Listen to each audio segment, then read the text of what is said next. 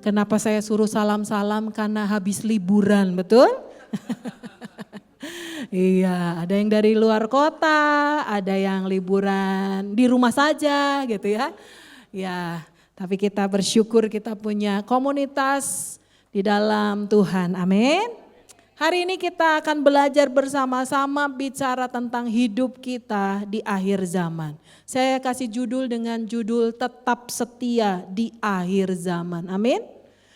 Iya, kalau kita lihat beberapa waktu ini tanda-tanda untuk akhir zaman itu sudah nyata, nampak sekali, bahkan kita merasakannya.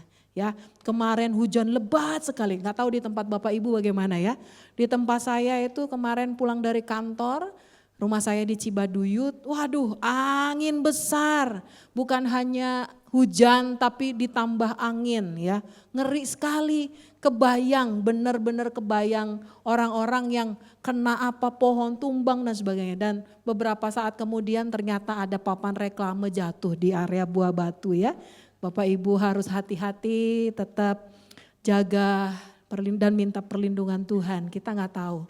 Karena ini yang menjadi satu hal yang ada di sekitar kita. Bicara tentang akhir zaman itu sudah sangat amat nyata. Saya akan banyak belajar membahas tentang akhir zaman tapi dalam konteks 2 Timotius pasal 3 dan juga pasal 4. Bapak Ibu, kenapa? Karena tanda kedatangan Tuhan sudah nyata.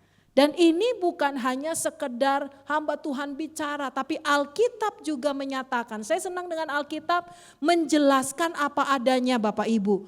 Dulu sebelum manusia diciptakan, bagaimana Tuhan memiliki tujuan yang luar biasa untuk menciptakan manusia segambar serupa.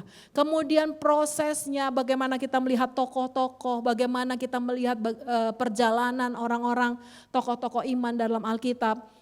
Sampai akhir Wahyu, di kitab Wahyu bicara tentang akhir zaman, bagaimana Yohanes mendapatkan penglihatan di Pulau Patmos dan merasakan bagaimana ada tanda-tanda simbol-simbol bicara tentang akhir zaman. Dan bukan hanya saja di Wahyu, di beberapa tempat lain, baik di Matius 24 ya, bicara juga tentang akhir zaman, nanti Bapak Ibu juga bisa membacanya di rumah. Bicara tentang akhir zaman ini sudah tanda-tandanya sudah sangat amat nyata. Tapi kalau memang sudah akhir artinya akan happy ending. Kenapa? Karena Yesus akan datang kedua kali. Itu janji Tuhan. Dalam Yohanes pasal yang ke-14 ayat 1 sampai 3. Janganlah gelisah hatimu, percayalah kepada Allah, percayalah juga kepadaku. Di rumah Bapakku banyak tempat tinggal, jika tidak demikian tentu aku mengatakannya kepadamu. Sebab aku pergi ke situ untuk menyediakan tempat bagimu. Sudah siap rumahnya di sorga? Kalau kita percaya Yesus sebagai Tuhan dan Juru Selamat, kita akan mendapatkan rumah di sana, tempat di sana. Dan yang paling menjadi janji yang memang kita akan pelajari adalah ayat yang ketiga. Bicara tentang dan apabila aku telah pergi ke situ dan telah menyediakan tempat bagimu, mari kita baca bersama-sama. Aku akan datang kembali dan membawa kita kemana Bapak Ibu? Ke tempatku supaya di tempat di mana aku berada, kamu pun berada. Yesus itu luar biasa ya. Dia mengasihi umatnya, dia mengasihi kita semua dan gak mau kita ketinggalan. Ya, kalau kita manusia suka bilang gini, gak ada kamu gak rame loh. Ya, kan? Kalau bareng-bareng kan, apalagi kemarin liburan, mangan ora mangan sing penting kumpul. Ya, makanya banyak orang berbondong-bondong 1 tahun sekali. Kenapa? Karena memang bukan hanya teman-teman kita yang non-Kristen Ya, kita juga sama.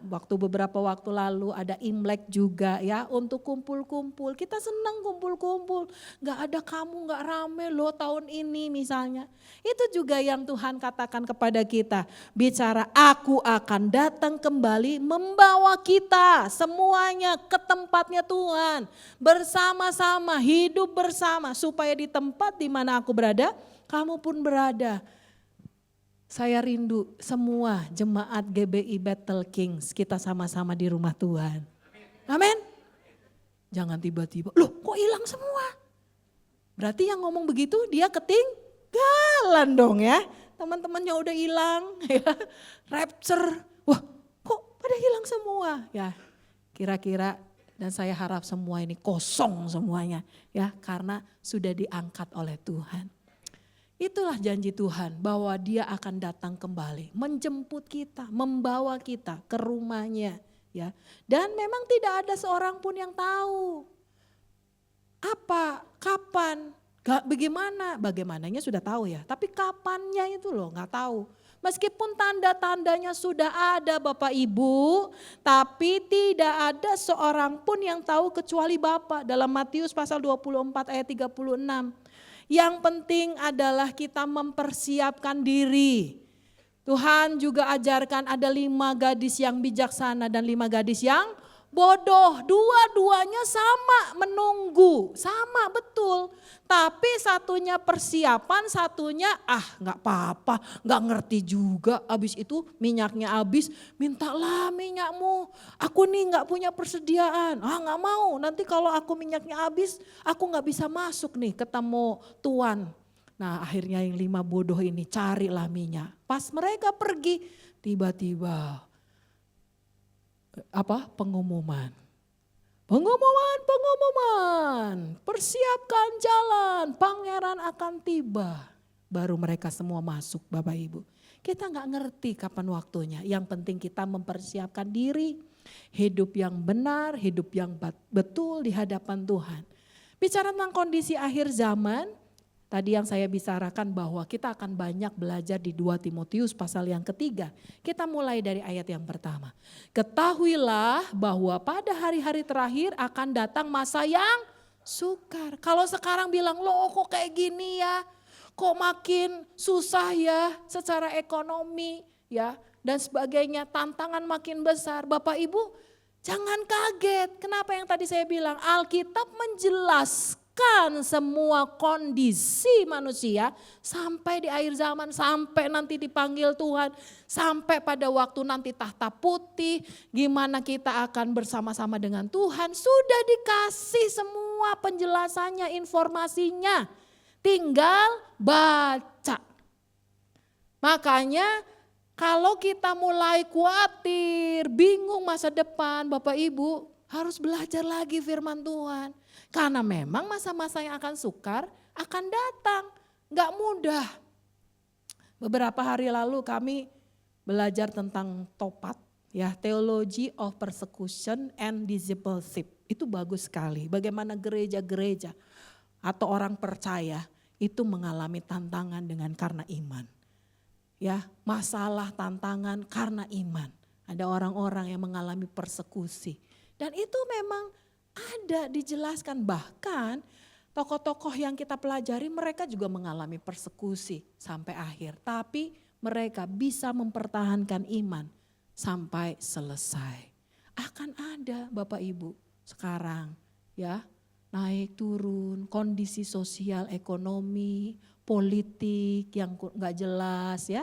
Sekarang kan baru kemarin pengumuman bicara tentang persiapan ya, Bapak Presiden gitu juga bilang persiapan karena kita akan mengalami krisis ya. Ini sekarang lagi diajarin lagi, yang habis masak kalau udah mateng kompornya dimatiin, jangan lupa. Saya bingung ya. Perasaan saya juga kalau masak begitu ya, gak saya biarin juga gitu ya. Ya itulah kondisi kita saat-saat ini. Di Indonesia ya, akan datang masa yang sukar. Bingung kita. Aduh, ya adalah banyak perkara yang ada di Indonesia ya. Ya kita tahu sama tahu lah ya. Tapi bagaimanapun Indonesia adalah darah yang saya cintai. Tanah yang saya cintai. Saya ada di sini. Tapi yang kedua, bicara ayat yang kedua. Apa sih kondisi akhir zaman? Kadang kita hanya fokus kepada, oh di sana gempa bumi. Oh di situ bicara tentang apa? Longsor ya. Apa yang di luar kendali kita kalau Tuhan izinkan, ya kan susah ya. Apakah orang percaya juga tidak mengalami? Ya mendapatkan dampaknya juga. Tapi Bapak Ibu, saya senang dengan Timotius ini mengungkapkan hal yang lain. Bahwa kita harus hati-hati dari hal yang ini. Bukan hanya kita fokus sama ekonomi yang di luar, kondisi politik yang di luar, terus kita mulai gentar, kita bingung ya dengan kondisi saat ini. Tapi Timotius dalam suratnya dalam Timotius itu bicara tentang apa? Tentang krisis karakter. Dan ini yang ingin saya bahas bahwa harus hati-hati dengan hal ini.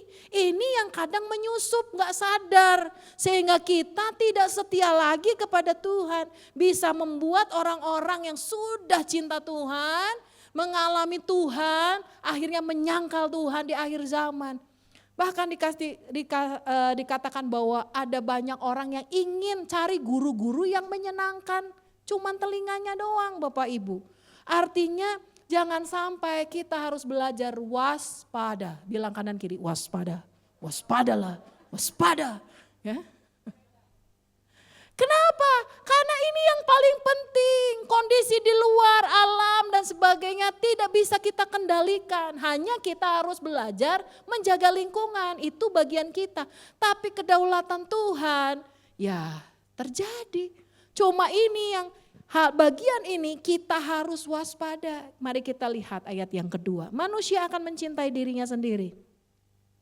Dan menjadi hamba uang. Mereka akan membual, menyombongkan. Berapa banyak orang flexing.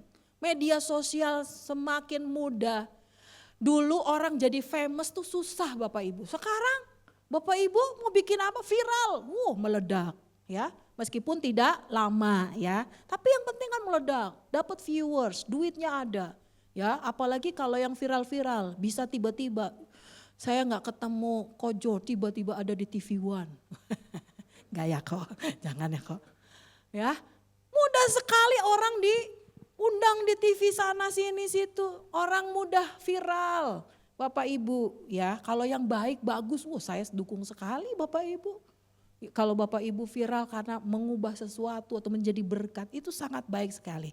Tapi ini kan poinnya membual dan menyombongkan diri.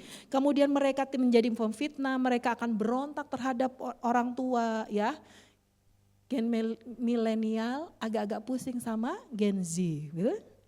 Gen milenial apalagi ke alfa. Waduh, sedikit-sedikit sekarang bisa ngomong, bisa ngejawab anak kecil-kecil ya. Ya bicara tentang etika, bicara tentang moral ya sudah mulai makin merosot. Tidak tahu mengasihi, tidak mau berdamai, suka menjelekkan orang, tidak dapat mengekang diri, garang, tidak suka yang baik. Ya, mereka lebih menuruti hawa nafsu daripada menuruti Allah. Kita lihat ayat yang kelima. Secara lahiriah ini yang mengerikan. Mereka apa Bapak Ibu? Menjalankan ibadah mereka. Setia, datang terus. Komsel datang, ibadah datang, pelayanan bisa pelayanan. Tapi pada hakikatnya mereka memungkiri kekuatannya. Apa baca bersama-sama? 1, 2, 3. Jauhilah mereka itu. Artinya kita harus belajar untuk waspada. Harus terus mewaspadai diri kita supaya kita bisa setia sampai akhir, bisa menyelesaikan garis akhir dengan baik Bapak Ibu. Itu sebagian sedikit ya. Nanti Bapak Ibu bisa baca lagi yang lain ayat-ayat selanjutnya. Bicara tentang akhir zaman akan ada datang masa yang sukar. Secara di luar ya itu bisa membuat kita tekanan besar. Tapi yang paling ngeri itu krisis karakter. hatinya jauh dari Tuhan. Nah ini loh poin-poin ini yang kadang kita nggak sadar akhirnya bisa menggerogoti orang percaya sehingga orang percaya bisa jauh dari Tuhan. Orang percaya bisa jatuh dalam dosa. Orang percaya akhirnya tidak menyelesaikan pertandingan dengan baik karena kondisi akhir zaman ini. Kenapa surat ini ditulis? Supaya kita juga berhati-hati. Bukan berarti kalau kita doa Tuhan Yesus aku tangkal semuanya hal tersebut dalam nama Yesus. Terus kita tidak jadi pemfitnah. Oh enggak bisa Bapak Ibu, itu proses. Karena hubungan kita bicara karakter hubungan kita dengan Allah dan sesama. Artinya kita harus hati-hati. Dan tadi ya dibilang jauhilah mereka itu. Artinya ada tindakan dari kita ya. Bapak Ibu itulah tanda kedatangan. Bukan hanya bicara tentang masalah ekonomi, sosial, alam. Tapi yang paling mengerikan adalah moral, karakter, dan agama. Ya hubungan kita dengan Tuhan. Yang paling penting adalah mari kita bukan jadi tim perencana. Tapi jadi tim penyambutan. Mempersiapkan diri kita. Seperti 5 wanita yang bijaksana. Mempersiapkan minyaknya. Mempersiapkan hidup kita. Sampai Tuhan panggil kita. Yang pertama apa yang kita harus pelajari. Dari 2 Timotius pasal yang ketiga ayat 5b tadi. Jauhilah. Enggak bilang dikatakan di sana doakanlah mereka. Enggak. Apa tindakannya? Jauhilah mereka itu Bapak Ibu. Dalam Roma 16 ayat 17 juga ayat yang sama mengungkapkan bahwa tetapi aku menasehatkan kamu saudara-saudara supaya apa? Kamu waspada. Artinya harus berhati-hati dalam tingkah laku, dalam pertemanan, dalam komunitas. Supaya jangan sampai kita samanya ngegosip.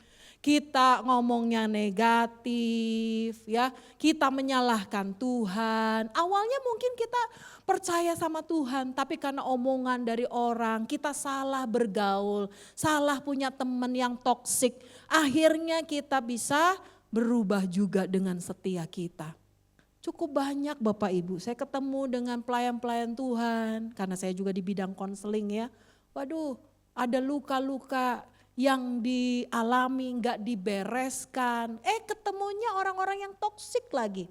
Akhirnya dia maksudnya mau bebas dari hal tersebut, ya nggak mau jadi pemfitnah lagi, mau jadi orang benar, susah. Saya bilang, cut semua. Mau nggak mau, harus putus dulu.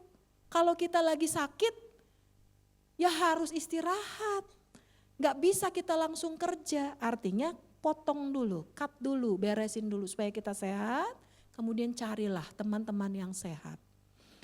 Bapak Ibu, apa yang harus kita lakukan dalam 2 Timotius 3? Jangan kompromi dengan standar dunia. Tidak semua yang dunia itu oke kan, benar standarnya, itu belum tentu kebenaran. Makanya kita harus berubahlah oleh pembaharuan budi sehingga engkau bisa membedakan mana yang baik, mana yang berkenan, mana yang sempurna. Nah, dengan cara berpikir kita yang baik, memiliki hubungan dengan Tuhan, punya teman yang sehat, saya percaya hidup kita akan bertumbuh. Jangan pakai standar dunia. Ya, orang-orang tadi hidup dengan menuruti hawa nafsu. Hedonisme, kalau nggak pakai baju yang harganya ratusan jutaan, aduh sorry ya, kulit saya gatel kalau nggak pakai gitu. Aduh, tas saya itu cuman kremes gimana dong? Ya sudah, harga diri kita nggak ditentukan oleh apa yang kita pakai. Yang penting enak dilihat aja, nyaman, udah kan? Toh orang juga akan melihat sisi yang lain, adalah karakter. Kita pakai bagus-bagus, kita mulai lihat ke atas ya, enggak nyapa, enggak jadi berkat. Bapak Ibu, mari kita belajar, jauhilah mereka itu. Dimulai dari apa? Pergaulan. Pergaulan yang buruk merusak kebiasaan yang baik. Bapak Ibu, coba saya tanya, Bapak Ibu kan suka pesan paket ya, Ada yang gak pernah pesan paket? Saya mau belajar dari dia. Bagaimana hidup tidak dengan media sosial ya, online. Kita semua pastilah ya, tapi kan hati-hati juga bagian pengendalian diri. Tapi yang mau saya tanya adalah, Bapak Ibu kalau tukang paket ditaruh di mana? Boleh gak masuk ke rumah kita? Boleh? Masuk ke ruang tamu kita? Ya boleh-boleh aja sih, terserah Bapak Ibu ya. Tapi kan secara umum itu Bang, paket. Taruh di mana? Ya taruh aja di depan Pak, udah ada yang disiapin. Atau buka pagar kita ambil, nggak mungkin, oh Papa paket ya, aduh kasihan Pak udah siang ya, udah makan belum Pak? Saya udah masak nih Pak, Bapak makan, sok, masuk Pak makan. Kan enggak kan? Seadanya saja ya, ya udah dapat paket ya sudah selesai. Tapi siapa yang boleh masuk ke ruang tamu, ruang keluarga kita? Orang-orang yang kita kasihi. Makin dalam, makin dekat hubungannya. Siapa yang boleh masuk ke ruang kamar tamu kita? Orang-orang yang kita undang. Mana yang boleh masuk ke kamar tidur kita? Orang-orang yang lebih intim lagi Bapak Ibu. Gak mungkin tukang paket masuk sampai ke dapur, yang ada maling dia. Artinya apa? Kesempatan diberikan kepada orang boleh masuk ke rumah kita itu, kita responnya. Tapi siapa yang boleh masuk ke dalam, itu kan kita harus pilah-pilah. Begitu pula dalam hubungan. Semua jadi teman, tapi tidak bisa semuanya jadi teman dekat, sahabat. Ya enggak apa-apa. Kadang sama-sama kita punya hobi yang sama dan sebagainya. Tapi itu tadi yang saya bilang, poinnya adalah jauhi mereka, itu artinya yang toksik. Jangan ditaruh di ruang keluarga yang ada sepanjang hari liburan ngomongin orang terus. Si A, si B, si C, si D, sampai Z. Capek Bapak Ibu. Dan semua orang punya kekurangan termasuk saya. Saya juga punya kelemahan. Semua kita. Dan kita kalau hidup dengan orang toksik kita akan lama-lama jadi toksik. Ya, jadi yang pertama adalah jauhi. Itu udah firman Tuhan, jauhi udah. Pasti ada prosesnya buat orang tersebut. Ya udah kalau kita gak mampu malah bikin kita mundur dari Tuhan, jauhi mereka itu, waspada. Yang kedua adalah bagian perikop lain bicara tentang iman bertumbuh dalam penganiayaan dan dalam pembacaan kitab suci. Yang kedua adalah pegang kompas kebenaran. Ya, ayat 14 sampai 17 bicara di sana. Tetapi hendaklah engkau tetap berpegang teguh pada kebenaran yang telah engkau terima dan engkau yakini dengan selalu mengingat orang yang telah mengajarkan kepadamu. Artinya bagaimana kita tetap teguh, tetap setia di akhir zaman, Bapak Ibu, harus pegang firman. Amin. Karena apa? Pengajaran itu makin lama makin ada, makin muter-muter, makin jauh dari Tuhan itu banyak. Nabi palsu itu sudah ada, firman Tuhan tuliskan. Dan itu ada. Kalau kita gak pernah baca firman, yang ada kita bisa diombang-ambingkan, Alkitab bilang. Diombang-ambingkan oleh kebenaran. Mungkin beredar di sana, Yesus itu bukan Tuhan. Dikasih buktinya, ini, ayatnya ini, gitu ya. Terus kita, iya ya, oh ya, betul ya. Akhirnya, iya deh, kita mulai meragukan. Udah mulai mundur, iya kayaknya, pengajarannya gak sesuai. Padahal karena kita gak pernah belajar dan tidak pegang kebenaran. Ya, harus berpegang pada kebenaran. Bapak Ibu sudah menerima kebenaran bahwa Yesuslah Tuhan satu-satunya, dialah juru selamat. Amin. Amin. Jangan sampai di akhir kita mulai ragu ketika doa kita mungkin belum dijawab. Tapi mari kita pegang kompas kehidupan karena inilah dasar dari iman. Hendaklah engkau tetap berpegang pada kebenaran. Kebenaran itu siapa? Yesus Kristus. Akulah jalan, kebenaran, dan hidup. Mari pegang, karena inilah dasar iman yang membuat kita kuat, yang membuat kita tidak goncang, gak khawatir, gak takut, karena kita pegang. Kalau udah mulai ada kekhawatiran, kita ingat, oh iya ya, Yesuslah yang memberikan janji masa depan yang penuh dengan harapan. Kita akan menikmati mujizat-mujizat Allah, penyertaan Tuhan. Bapak Ibu, di bagian Alkitab yang lain bicara tentang dasar. Ada 2 rumah yang dibangun. Satunya dibangun di atas batu, satunya dibangun di atas pasir.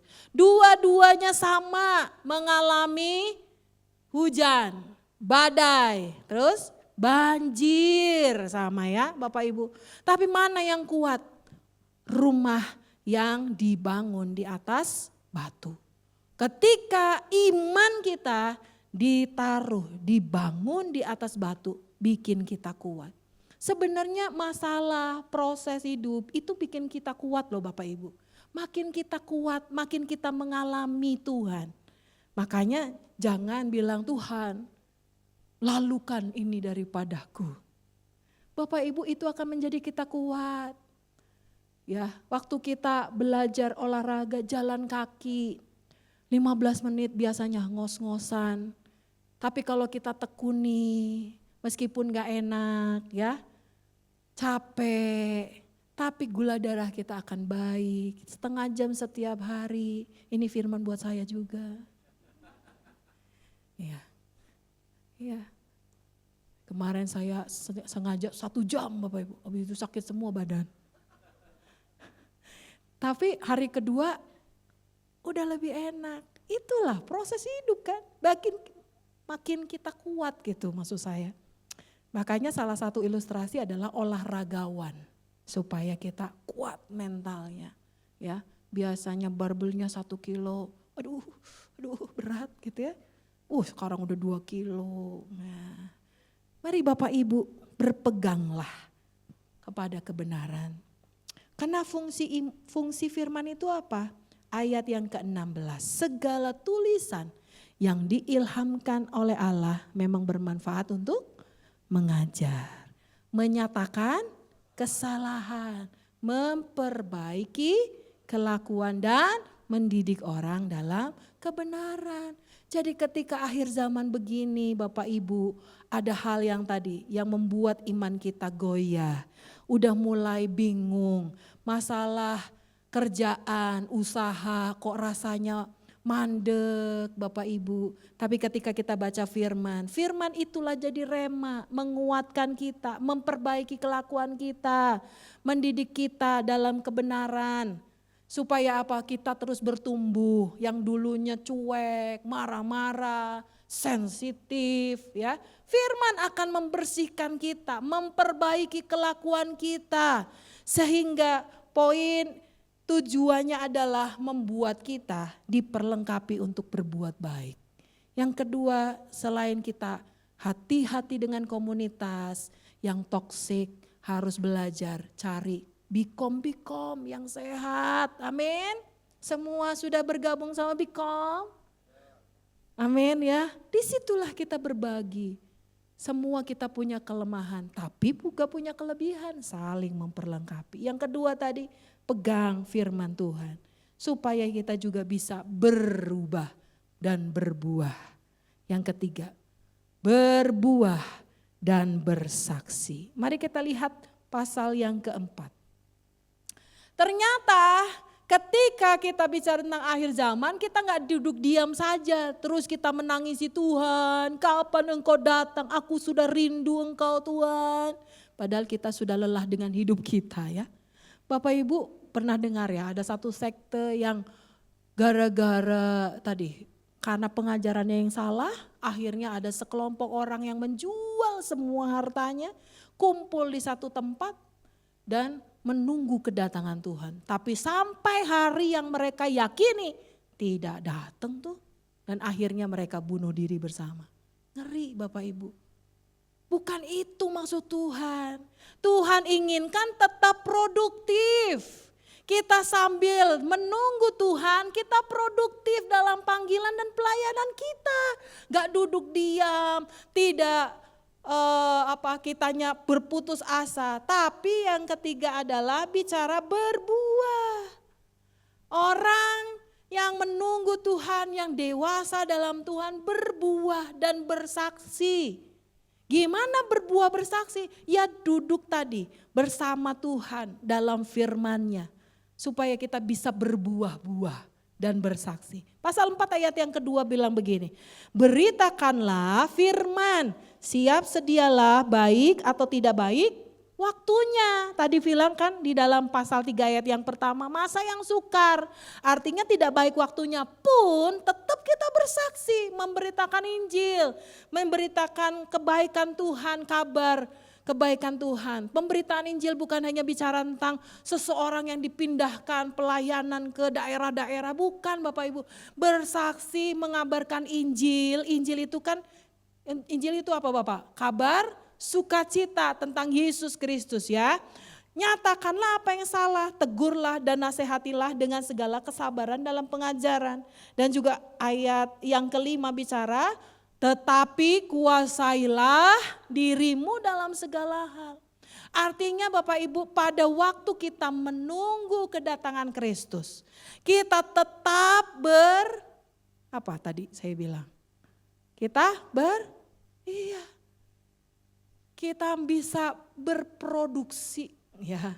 Kita berbuah dengan cara apa tadi? Tegur, mengasihi, memberitakan Injil ya.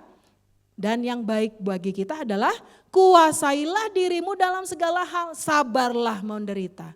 Lakukanlah pekerjaan pemberitaan Injil dan tunaikanlah tugas pelayananmu. Jadi bukan berarti kita diam di satu rumah terus menunggu, enggak. Tuhan inginkan sambil kita menunggu Tuhan datang, kita juga melakukan pekerjaan pelayanan kita. Bapak Ibu yang memang bekerja, bekerjalah dengan semaksimal mungkin untuk menjadi berkat. Bapak Ibu yang melayani di sini, Bapak Ibu antusias tetap melayani dengan api yang membara dari Tuhan. Artinya mari kita berbuah dan bersaksi sambil menunggu kedatangan Tuhan. Ya, apa buah-buah roh itu? Apa Bapak Ibu? Kasih, sukacita, damai sejahtera, kesabaran, kemurahan, kebaikan, kesetiaan, kelemah lembutan dan penguasaan diri. Buah itu muncul dalam kehidupan kita Bapak Ibu. Jadi ketika Bapak Ibu pelayanan di rumah, di pekerjaan, di usaha, buah-buah itu nampak dalam hidup kita. Sehingga salah satu ciri juga kedatangan Tuhan, semua orang bisa menerima Yesus sebagai Tuhan dan Juru Selamat dan tiba kesudahannya. Firman Tuhan bilang begitu dalam Matius. Bicara tiba kesudahannya. Artinya kita berubah, berbuah dan juga bersaksi. Buah-buah tadi, yang mudah itu 9 buah roh tadi. Meskipun tidak mudah, betul? Tapi berproses, terus berubah, terus berbuah. Bapak-bapak masih semangat untuk menemani istri yang suka bilang terserah? Coba saling lihat dong, kamu nih mama. Apakah ibu-ibu masih sabar? Ya, melihat handuk tidak di tempatnya? Ya, apakah orang tua masih sabar mengasihi anak-anak dengan proses pertumbuhannya? Ya, apalagi gen alpha tantangannya, gen Z tantangannya. Tapi itulah buah-buah yang kita bisa berikan, kita munculkan dari setiap proses dalam hidup kita Bapak Ibu. Dan yang terakhir adalah 2 Timotius 4 ayat 6 sampai 8 bicara tentang bagaimana Rasul Paulus memberikan contoh teladan kepada Timotius. Mengenai diriku, darahku sudah mulai dicurahkan sebagai persembahan dan saat kematianku sudah dekat. Yang saya highlight dan saya suka, aku telah mengakhiri pertandingan yang baik. Bapak Ibu mari kita setia sampai akhir, kita sampai bilang kematianku kayaknya udah mau deket nih. Ya, kadang-kadang kita rasa kayaknya waktunya ya, oh saya lagi mengalami ini. Tapi bukan berarti kita pasrah, bukan ya. Paulus memang kan dapat kasih karunia, dia tahu ya yang ada yang terjadi dalam kehidupannya. Tapi Paulus bisa bilang, aku telah mengakhiri pertandingan dengan baik. Bapak Ibu pertandingan kita masing-masing berbeda. Nggak usah saling panghebat-hebat gitu ya. Oh kamu mah nggak kayak saya mah dari dulu ya susah makan. Wah pokoknya kayak gini. Wah kamu mah nggak ngerasain sih makanya. Nah Bapak Ibu udah pertandingan kita masing-masing berbeda dengan kasih karunia yang Tuhan berikan juga berbeda. Anugerahnya pasti setiap kita masing-masing berbeda. Tapi yang penting adalah apa yang kita bisa pelajari. Telah mengakhiri pertandingan yang baik. Mari kita berlomba-lomba melakukan kebenaran, berubah, berbuah dan bersaksi sampai kedatangan Kristus. Dan kita bisa dibilang bahwa sabaslah hai anakku, marilah ikut dalam pesta kawin anak domba Allah. Wah keren Bapak Ibu. Mari kita selesaikan hidup kita dengan baik. Jangan diawali dengan baik, diakhiri dengan tidak baik. Diawali dengan iman, akhirnya kita menyangkal Tuhan. Jauh dari Tuhan. Saya rasa tidak ada di sini, amin ya. Semua kita mengakhiri pertandingan dengan baik. Seorang olahragawan dibilang finish, ya kalau sampai finish. Tinggal 1 meter lagi, aduh capek. Udahlah, bodoh di nomor 1. Ya gak akan selesai Bapak Ibu. Kita lelah kadang secara manusia, tapi Tuhan memberikan janjinya, Dia menyertai kita selama-lamanya. Lalu ayat selanjutnya di ayat yang sama, aku telah mencapai garis akhir. Dan aku telah memelihara iman. Mari kita baca ayat ini diganti nama kita masing-masing. Yuk, ayat sebelumnya ya, ayat sebelumnya. Sebelum yang ini ya. Oke, mari kita baca bersama-sama, ganti namanya dengan nama kita masing. Udah, gak ganti lagi kan? Halo, gimana sih? Ya oke, mari baca bersama-sama. 1, 2, 3.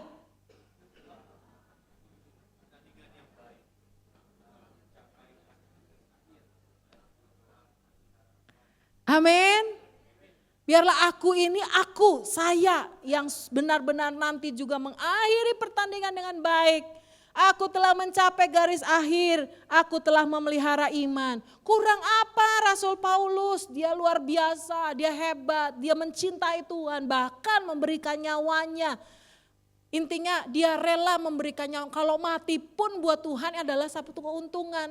Tapi dia juga bilang, aku mengakhiri pertandingan. Aku mau terus menjaga iman, di ayat yang lain dikatakan. Artinya seorang Paulus aja bisa begitu Bapak Ibu. Mari kita akhiri pertandingan dengan baik. Jangan mudah putus asa supaya kita mendapatkan mahkota. Ayat selanjutnya berkata bahwa ayat 8, sekarang telah tersedia bagiku mahkota kebenaran yang akan dikaruniakan kepadaku oleh Tuhan Hakim yang adil pada harinya. Tapi ayat selanjutnya, tetapi bukan hanya kepadaku, melainkan juga kepada semua orang. Yang apa? Merindukan kedatangannya. Amin. Kita mendapatkan mahkota kebenaran. Amin. Sampai selesai, sampai akhir. Sampai akhir, ku menutup mata, ku tetap setia. Apa Bapak Bio? Menanti janjimu sampai ku dapatkan mahkota kehidupanku, ku tetap setia. Amin. Mari kita bangkit berdiri bersama.